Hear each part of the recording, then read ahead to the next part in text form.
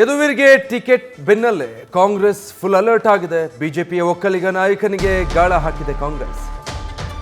ಮಾಜಿ ಶಾಸಕ ದಿವಂಗತ ವಾಸು ಅವರ ಪುತ್ರ ಕವಿಶ್ ಗೌಡಗೆ ಕಾಂಗ್ರೆಸ್ ಗಾಳ ಹಾಕಿದೆ. ವಿಧಾನಸಭೆಗೆ ಅಭ್ಯರ್ಥಿಯಾಗಿ ಕವಿಶ್ ಗೌಡ ಈ ಹಿಂದೆ ಸ್ಪರ್ಧೆ ಮಾಡಿದ್ರು.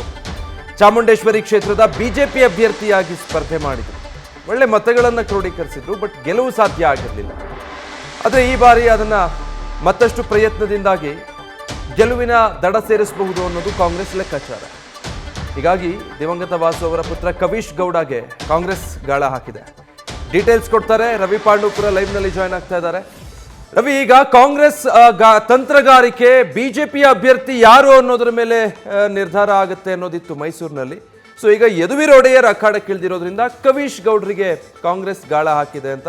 ಸಮರ್ಥ ಅಭ್ಯರ್ಥಿ ಆಗಬಹುದು ಅನ್ಸತ್ತಾ ಯದುವೀರ್ರ ವಿರುದ್ಧ?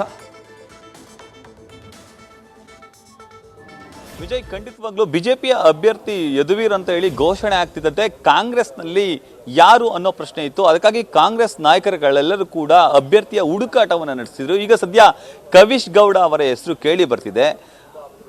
ಮಾಜಿ ಶಾಸಕರಂತಹ ದಿವಂಗತ ವಾಸು ಅವರ ಪುತ್ರ ಕವಿಶ್ ಗೌಡ ಅವರು ಕಳೆದ ವಿಧಾನಸಭಾ ಚುನಾವಣೆಯಲ್ಲಿ ಚಾಮುಂಡೇಶ್ವರಿ ಕ್ಷೇತ್ರದಿಂದ ಸ್ಪರ್ಧೆಯನ್ನು ಮಾಡಿದ್ರು. ಸುಮಾರು 51,000ಕ್ಕೂ ಹೆಚ್ಚು ಮತಗಳನ್ನು ಪಡೆದುಕೊಂಡಿದ್ರು. ಇನ್ನು ಅವರು ರಾಜಕಾರಣದಲ್ಲಿ ಸಕ್ರಿಯರಾಗಿದ್ದಾರೆ. ಈಗಷ್ಟೇ ಅಂದರೆ ಕಳೆದ 4 ದಿನಗಳ ಹಿಂದಷ್ಟೇ ಕವಿಶ್ ಗೌಡ ಅವರ ತಂದೆ ದಿವಂಗತ ವಾಸು ಅವರು ಮೃತಪಟ್ಟಿದ್ರು. ವಾಸು ಅವರು ಕೂಡ ಚಾಮರಾಜ ವಿಧಾನಸಭಾ ಕ್ಷೇತ್ರದಲ್ಲಿ ಶಾಸಕರಾಗಿದ್ದವರು, ಉತ್ತಮವಾಗಿ ಕೆಲಸ ಮಾಡಿದ್ರು. ಆ ಕಾರಣಕ್ಕಾಗಿಯೇ ವಾಸು ಅವರಿಗೆ ಒಂದಷ್ಟು ಬೆಂಬಲಿಗರ ಪಡೆ ಇದೆ. ಇನ್ನು ಕವಿಶ್ ಗೌಡ ಅವರು ಒಕ್ಕಲಿಗ ಜನಾಂಗಕ್ಕೆ ಸೇರ್ತಾರೆ.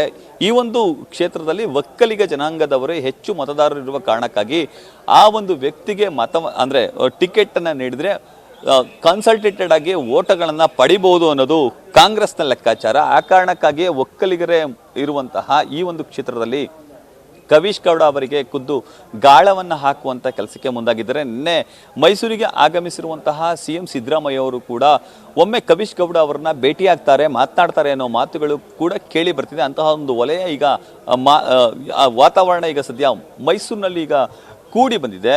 ಸದ್ಯ ಕವಿಶ್ ಗೌಡ ಅವರು ಕಾಂಗ್ರೆಸ್ ಪಕ್ಷ ಸೇರಿದರೆ ನಿಚ್ಚಳವಾಗಿ ಅವರು ಸ್ಪರ್ಧೆ ಮಾಡಿದರೆ ಫೈಟನ್ನು ನೀಡಬಹುದು ಅನ್ನೋದು ಕಾಂಗ್ರೆಸ್ನ ಲೆಕ್ಕಾಚಾರ. ಹಾಗಾಗಿ ಕವಿಶ್ ಗೌಡ ಅವರ ಮನವೊಲಿಕೆಯ ಮಾತುಗಳು ಕೂಡ ಕೇಳಿ ಬರ್ತಿದೆ. ವಿಜಯ್,